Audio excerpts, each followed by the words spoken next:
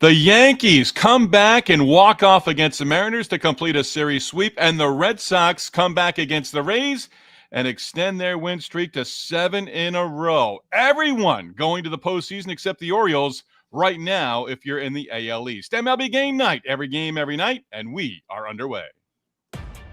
When that final out is made, you know it's time for Locked On MLB Game Night. All the post-game reactions to every game across the league, every single night, with insights only the hosts at Locked On can provide. Prepare to experience game day reactions like never before. Only on Locked On MLB Game Night. Your team every day. And welcome in, everyone. He is Lindsay Crosby, host of the Locked On Braves Postcast, part of the Locked On Podcast Network. You can follow Lindsay on the X at Crosby Baseball. I'm Steve Lenox, host of the Locked On Red Sox Postcast. You can follow me on the X at Lenox on Baseball. Lindsay, as I touched on right at the top, Yankees, hey, they may be going in the right direction all of a sudden once again. Still the Yankees, Rays, and Red Sox all looking up at the Blue Jays in the AL East, but right now, all three would qualify as the wild card teams. Crow-Armstrong going deep, not once but twice, as the Cubs are able to avoid a sweep in Minnesota. We get to all that, and we are going to start with the Mariners and Yankees from the Bronx. Yankees looking for the series sweep, plenty of runs in the first two games of the series, and they're able to come back and win it in extras. Jay Berman, Locked On Yankees Postcast, has the details. Tonight was almost a memorable night for all the wrong reasons. Instead, an all-time comeback win for the Yanks means we'll remember tonight fondly. Bryan Woo carried a no-hitter into the eighth inning. The Mariners led the Yankees 5-0. Final score, 6-5-10. Yanks win. How about that? As we said, Woo had a no-no into the eighth, broken up by Jazz Chisholm on a clean single. Giancarlo Stanton hit a pinch hit home run. Austin Wells a two-run single to tie it. Aaron Judge a sac fly and an RBI in the ninth to win it. By the way, Anthony Volpe with a heck of a slide at home plate for the winning run. Again, 6-5 the final score as the Yanks win 4 in a row for the first time since May. They sweep away Seattle. They pick up a half game on the Blue Jays, who were idle, and a full game on the Rays, who lost to the Red Sox. Again, 6-5-10 the final score as the Yanks sweep Seattle. Lindsay, are they on the right track here, or is this just, okay, we found the Mariners at the right time on the schedule for the Bronx Bombers? I mean, you have to be able to beat good pitching when you get to the postseason. And they couldn't figure out Bryan Woo, but they did what they had to do against the bullpen. And I trust Seattle to have a good bullpen. And it's getting the contributions from guys who have been struggling, right? Volpe's not having a great season, but it was a great slide to score. Giancarlo Stanton leads baseball with 432 home runs. This was his first ever pinch hit home run. Like, when all of the little things are going right, you can win games, and that's what they're doing right now. I hope they can go between now and the All-Star break, get some more wins, and have momentum for the second half. I feel like Stanton missing a lot of time at the start of the season. I feel like this is his moment where he can say, hey, I chipped in. I'm a part of this team. I helped in this comeback victory. Yeah, I mean, he's batting like 242 going into today. So he's not having the season that he wants. He hasn't had the season that he wants. I don't think he's hit his weight since like 2021. But to your point, this is the positive contribution. Hey, they wouldn't have won this game if not for Giancarlo Stanton. And I think that's something he can build off of going forward. 25 runs for the Yankees in taking all three games. The Mariners went 1-2-3 in the top of the 10th inning against Devin Williams. Andres Munoz, you mentioned the Mariners bullpen, 6 blown save of the season.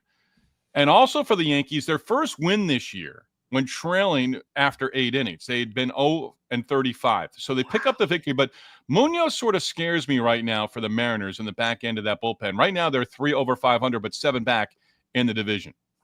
Yeah, I mean, the overall stats for him are okay. It's like a 106 ERA entering today. But they didn't get what they expected out of Matt Brash because of the injury. And so like they're able to build relievers every year. The Mariners always figure out, them and the Brewers just always figure out how to make relievers, but they haven't really been able to get that same level of performance. I guess I'm not worried because I just assume they're going to do it, but maybe this is the year where they don't. They go to Detroit. They'll face Tarek Skubal on Friday. And maybe the series of the weekend, at least one of them, and Giants and Dodgers are this weekend before the All-Star break, but Cubs and Yankees. Could be a fun weekend. That's going to be, I'm trying to go and see who the pitching matchups are in this one, but it's just, that's going to be an interesting matchup of two postseason teams and teams that were hitting tons of home runs early this year.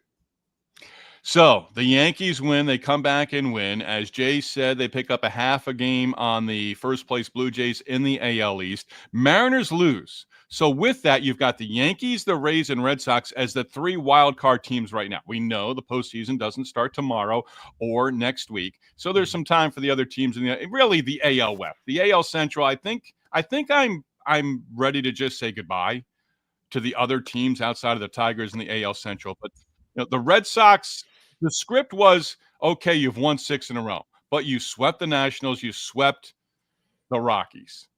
Go beat a winning team and keep hitting. Well, the hitting was somewhat subdued. Taj Bradley did a terrific job, and touch on this on the other side, but Red Sox did extend their win streak. They called a comeback at Fenway against the Rays in Game 1 of the series, and for more on the Red Sox victory, we've got Gabby from Locked On Red Sox. The Red Sox are finding multiple ways to win games now, which is completely flipping the narrative from the first half of the season. I'm Gabby Maljanian from Locked On Red Sox, where we just watched the Red Sox win a tight 4-3 game against the Tampa Bay Rays. And the narrative of the first half of the season for the Red Sox was they always find creative ways to lose, and they specifically lost a ton of one-run games. And they were down 3-1 in this one tonight, and they rallied back in the bottom of the 7th inning to score 3 runs and take a 4-3 lead that they ended up holding thanks to Garrett Whitlock and Aroldis Chapman stepping on the mound in the 8th and 9th innings respectively. And it's just been so fun watching this team as of late. The adjustments that they've made on offense, not swinging for the fences as much and just swinging for contact, has been great to watch. And if they keep playing like this, I'm pretty confident in their ability to make the playoffs. Tune into Locked On Red Sox on any podcast platform for more on this team. Now, give it a week, and Gabby and rest of Red Sox Nation will be, hey, trade everybody. Craig Breslow doesn't know what he's doing. Alex Cora needs to be fired. All those things. But This was a good victory. And part of that, Cedar Rafaela in that 7th inning, a 2-run single back through the middle of the diamond. He doesn't do that a month ago. But he's on a tear right now. And as Gabby said, the adjustments at the plate that these guys have made, 1 through 9 in the order, it's really telling right now during this current hot streak. On Rafaela specifically, there's a lot of similarities between Cedar Rafaela and Pete Crow-Armstrong. Like when you look at StatCast, you look at the way that their game works, and PCA gets much better results than Rafaela does. But there's a blueprint there for him to be not just, bottom of the lineup, try to hit your weight thing, but actually a contributor on offense. And to your point, he's made some of the approach adjustments that he needs to make to get more, to get better contact, better swing decisions. And if you can add in that where you don't really have a hole in your lineup, if you can get him going, that's a scary team. And to her point and to your point, they can win a lot of games when you get great defense from guys like him and you get something offensively. Yeah, and I see him physically, and even from last year to this year, he's matured. I think Edgar Renteria in the body type, where he's going to get bigger. That's a good one. Down the road. But there was an outfielder, remember Juan Lagares? Prior to Cedar Rafaela really taking off here in the last 4 or 5 weeks, Juan Lagares was a great defensive center fielder. Cedar Rafaela is in that category. But I completely forgot about Juan Lagares. Lagares, he didn't hit his way into the big leagues. He didn't hit, and that kind of led him to not really, having a real productive career, and probably shortened his career as well because he never became a consistent hitter. Yeah. Maybe Cedar Rafaela is going to become that guy. There's a path there, and I think that's the big thing is you can see a way he can improve, and he's too good defensively to not have him out there right now. But they don't play him every day because he's not he struggles at times. If you can get him into the lineup every day where he's hitting and contributing, you've got something going. So let me share this with you real quick. Okay. Taj Bradley cruised 6 innings, just the 1 run allowed. was pulled at 88 pitches. Ryan Baker, who they actually acquired earlier in the day from the Orioles, who was at Camden Yards for the doubleheader against the Mets, was traded. During the afternoon, the Rays announced we've acquired Ryan Baker, and he's going to be active tonight for our game at Fenway Park. Now, a quick hop, it's not far. Yeah, it's not far. Easy flight up from Baltimore to Boston, but he's their first reliever. I thought Taj Bradley could have easily have gone another inning. In that bottom of the sixth, I'm like, well, they just gave him the seventh because he went 1, 2, 3. It was a real quick inning. Then all of a sudden, Baker's in there. That's telling about their bullpen right now, and that might be their Achilles heel during this 4-game series prior to the All-Star break at Fenway Park. You got to understand when you can break a brand new guy in. Like, he's had a heck of a day. Maybe wait to use him in a game that's a little bit more than that. Then was it 3-1 at the time? I think it was. Yep. Maybe wait for a different situation than that to break him in. Just kind of feel like a misstep.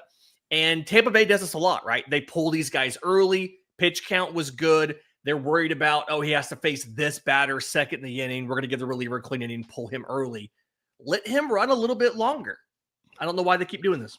Yeah, and I don't know that he would have walked the first 2 batters of that 7th inning the way Baker did. One more note, Chandler Simpson, 14-game hit streak for the Rays now, longest hit streak for a rookie in club history. Guardians White Sox washed out in Chicago on Thursday. They're going to play a pair on the south side on Friday. Guardians 3-0 this season against the White Sox. PCA, yes, that's Pete Crow-Armstrong, 2 homers, and helping the Cubs avoid being swept by Minnesota on Thursday. Details next. It's MLB Game Night. Have you ever decided at the last minute to head to a ball game with friends or family? Maybe it's game day, the weather's nice, and you're like, I want to sit in the stands with a hot dog, some peanuts, and a cold beverage. That's where Game Time comes in, because it's the easiest way to grab last-minute tickets without the stress. Because Game Time makes buying tickets fast and simple. Prices on the app actually drop the closer you get to first pitch. They've got incredible last-minute deals, clear seat views, and a lowest price guarantee that takes the worry out of buying. So take the guesswork out of buying tickets with Game Time. Download the Game Time app, create an account, and use promo code LOCKEDONMLB for $20 off your first purchase. Again, create an account and redeem code LOCKEDONMLB, LOCKEDONMLB, for $20 off. Download the Game Time app today. Last minute tickets, lowest price, guaranteed. Back at it, MLB Game Night. Steve Lenox, Lindsay Crosby. Glad you're with us as we are heading into the weekend on Friday. Last week, the holiday weekend. This week, just a weekend in July, right? The Cubs and Twins wrapped up their series on Thursday in Minneapolis at Target Field. Sam Olber has the details, and we're going to talk a lot about PCA right now, and Sam's going to give the details on the victory as Pete Crow-Armstrong had a lot to do with the win in the series finale. What's the best medicine when a team has 2 really tough offensive games and loses both? PCA. I'm Sam Olber from the Locked On Cubs podcast, and in the first 2 games of this series, the Cubs combined for 1 extra base hit as a team. On Thursday afternoon, Pete had 3, 2 of which left the ballpark. Right now, to date, as of today, PCA has been the MVP of the National League. I know Ohtani's the big favorite. I don't know what will happen the rest of the year, but right now, as we are just a little bit before the All-Star break, I believe Pete has been the MVP. Also, full credit goes to Colin Ray. 7 strong innings, 1 earned run, lowering his ERA to 3.91. He's been huge for the Cubs with all these pitcher injuries. I know he's had some ups and downs, but he's done his job. Cubs avoid the sweep and now head to the Bronx for a high-profile series against the Yankees to close out the first half. The Cubs haven't won a road series in a long time, since about a month plus ago in D.C. It would be a great time to win one and finish the first half strong against the Yanks.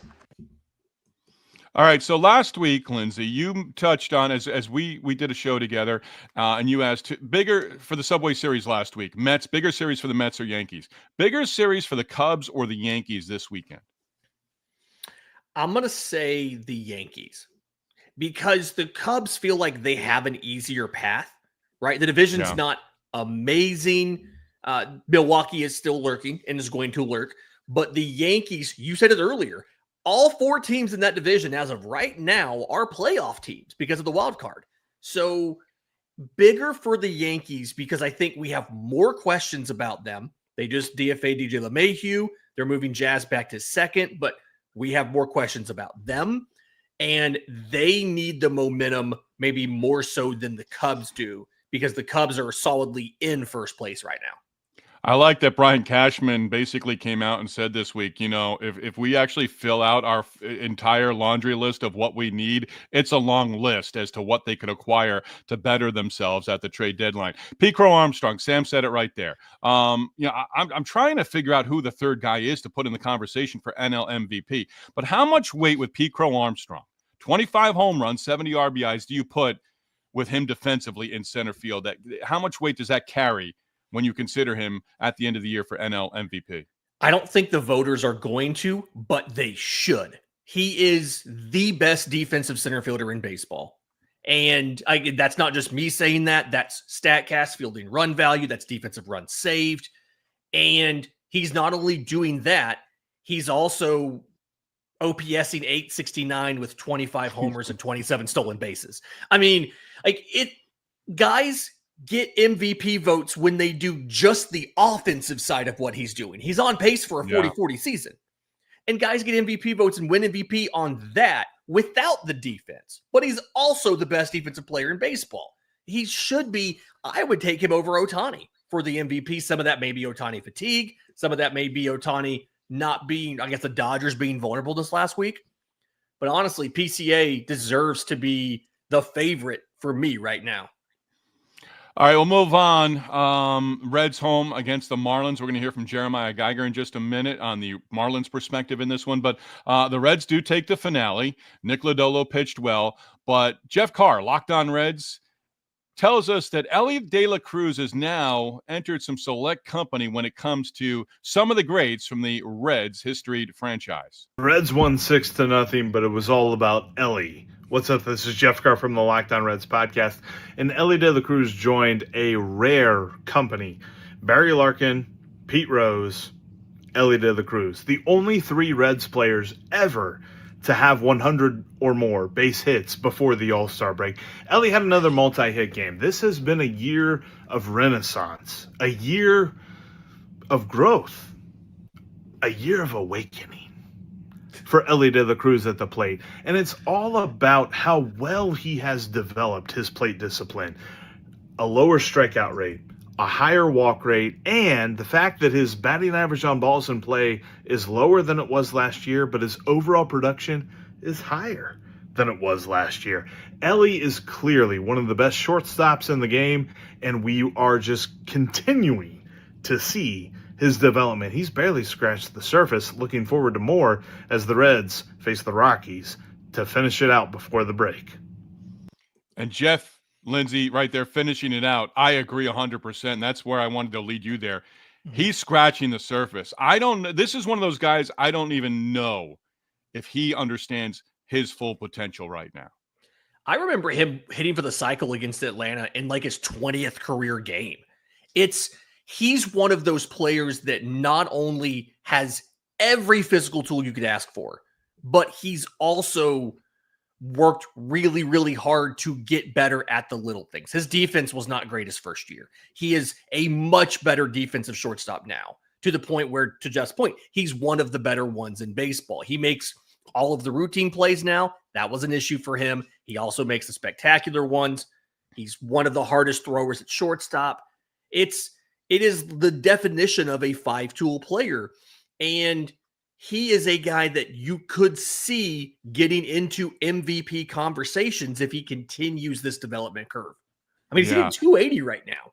Yeah. So there was a moment, and I'm sure you have plenty of these that you just pull from, something that resonates with you that you might not use on the show or on a Locked On Braves postcast right away, but you might use it down the road. Mm-hmm. Reds at Fenway last week against the Red Sox. Ellie De La Cruz hits a ground ball to short, but he stumbled out of the box and fell down.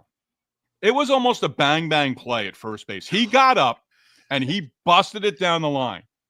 And they didn't talk about it on the broadcast until they came back from break next half inning. But I saw it and I'm like, whoa.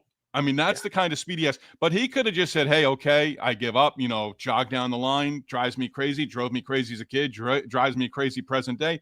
Yeah. But I'm like, that's going to stick with me. And we're on the topic of him right now. And again, I think not only with him is there a lot in the tank and there's a high ceiling.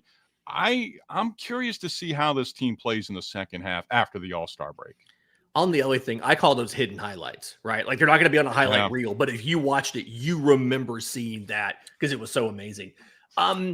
They've got so many young players. And I think if they could get comfortable in the outfield, TJ Friedel's kind of settled in as the center fielder. He's batting like 278 or so.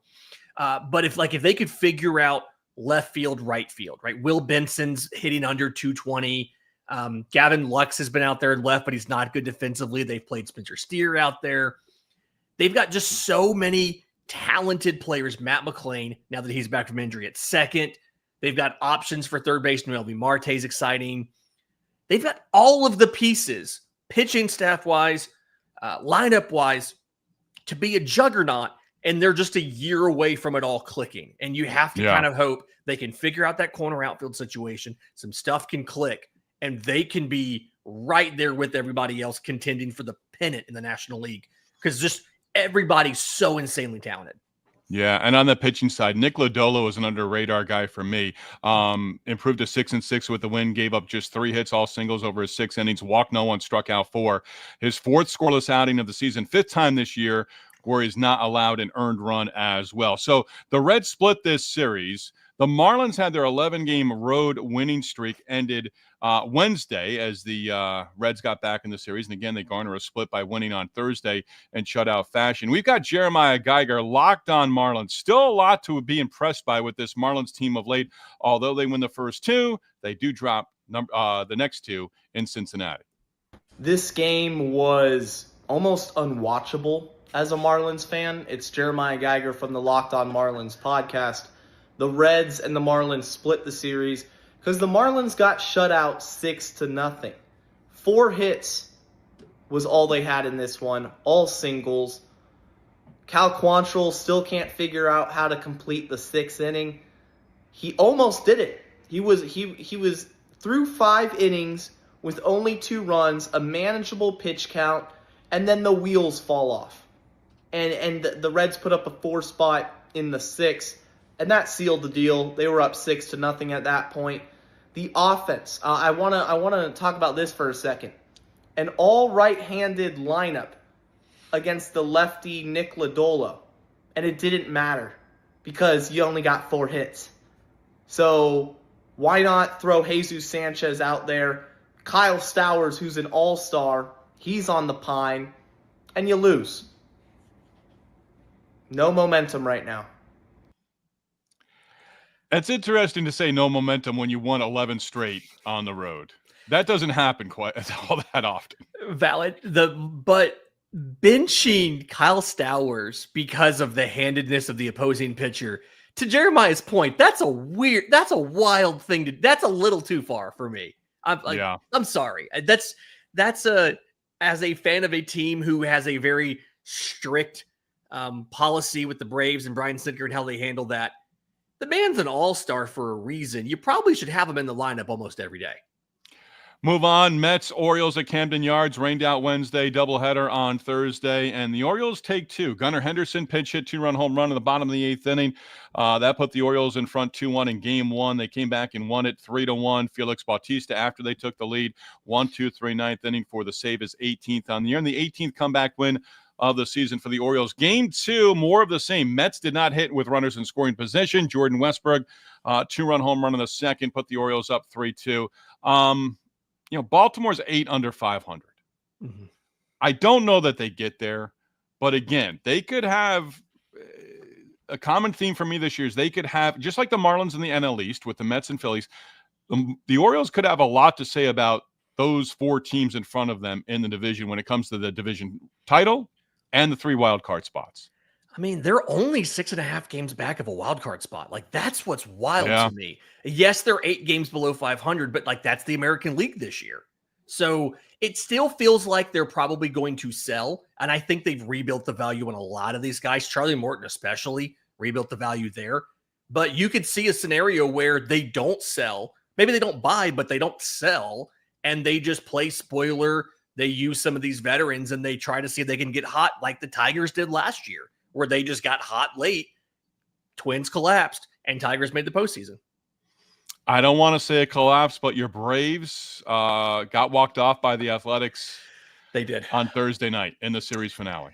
A's walked it off in the 11th, 5-4. Tyler Soderstrom hit a 3-run homer in the first off of Spencer Strider. Strider really settled in after that. Finished 6 2/3 innings. No more runs than the 3 allowed. Struck out 11. He's not quite the old Spencer Strider, but he's close. He's getting closer. But this is just something where Atlanta managed 5 hits all game. 11 innings and 5 hits. And the most frustrating part to me was you had a runner on second base in the 10th and the 11th.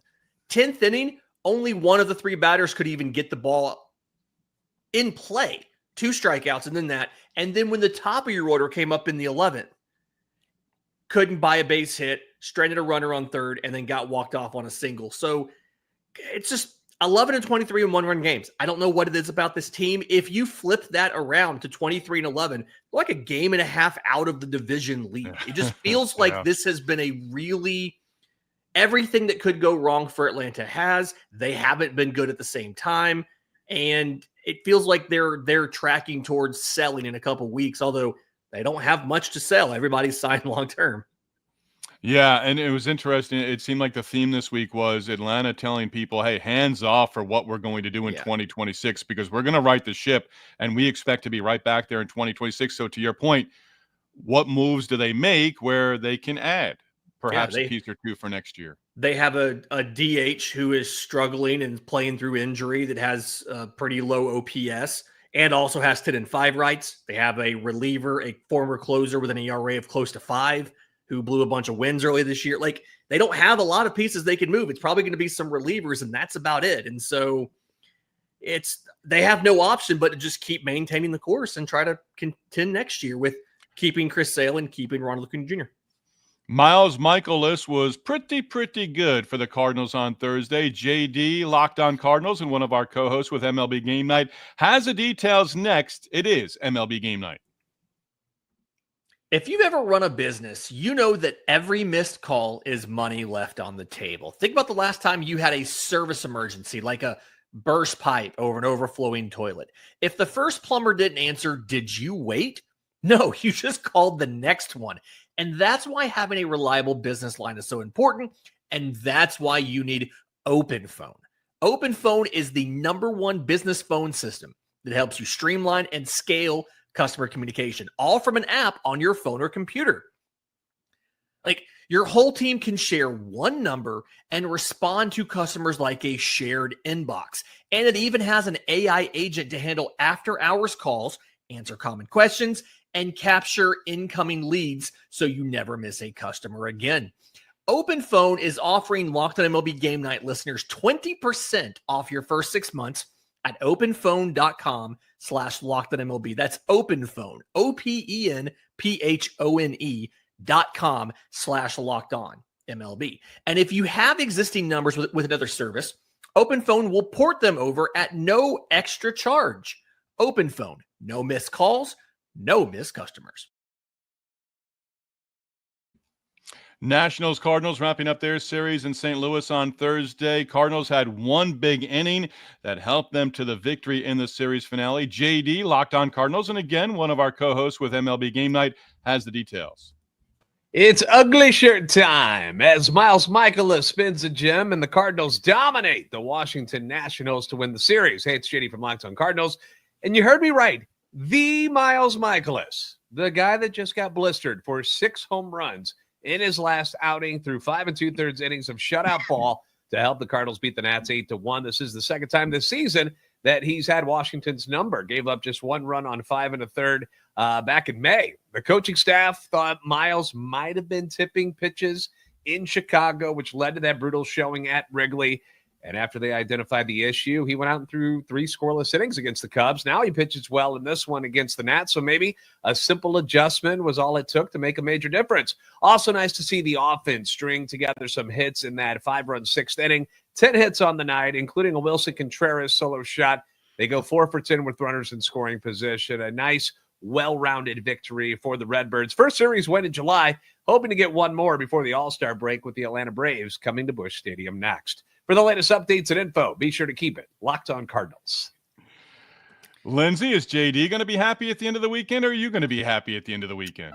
It feels like it's going to be JD when you look at, and from an impartial perspective, right? You look at the rotation. They have Matthew Liberatore on Friday. They have Eric Fetty on Saturday and Sonny Gray on Sunday. Because of Atlanta's rotation issues and their injuries, they have Grant Holmes on Friday and then 2 TBDs. And we literally have no idea who those guys could be. So if nothing else, they have the home field advantage and they have the rotation advantage. It feels like they're probably going to win the series, but we'll see if Atlanta can fight back. Michaelis retired 13 in a row at one point. The win is first since May 23rd. James Wood, you look at the other side for the Nationals. 0 for 3, reached with a walk, but also struck out 3 times. Rangers, 7 runs in the third, beat up on the Angels 11-4. Rangers, 24 runs in their 2 victories in Anaheim, 13 runs in their 2 losses against the Angels in this series. Marcus Semien may be coming around. 4 hits, RBI single in the third to make it 9-0. He also scored 3 runs. And Adolis Garcia also hitting better than he was earlier this year. Homer and 3 RBI. Corey Seager's coming back. Flip side of this, Jack Kachanowicz, 2 2/3, 8 earned runs. He's now 3-9 with the loss. Taylor Ward can have a couple of hits, his 21st homer, 63 RBIs. It doesn't matter when you get starts like that from your starter. Mike Trout, by the way, 0 for 4. You hate to see it. It's just they're flirting with 500. They've been back and forth, and they can't seem to do it. Yeah, 15th loss of the season for the Angels by 5 or more runs. We wrap it up. Padres and Diamondbacks, they wrapped up their 4-game series at Petco Park on Thursday, and the Padres come away with a 4-3 victory. They split the 4 games. Manny Machado, double home run, 3 base hits. Gavin Sheets, 3 base hits. Machado and Fernando Tatis Jr., both homering, both solo shots in the win for San Diego. Fun note I got here. Manny Machado is 1 base away from being the 13th Dominican player in history to have, I think it was 13,000 total bases in his career, something like that. He's 1 big away. Number. Yeah, a big round number. He's 1 away from doing it. And it's like very selective and short list. So happy to see that he's continuing to keep going in his back half of his career. One final swing, one final thought from Thursday. I love the schedule. A lot of games during the day that we could watch. A couple games at nighttime. Let's do this again. Don't put everything at nighttime. Give us day games. Spread it out. Tomorrow we get baseball all day because of the rate of the doubleheaders. So let's go for it.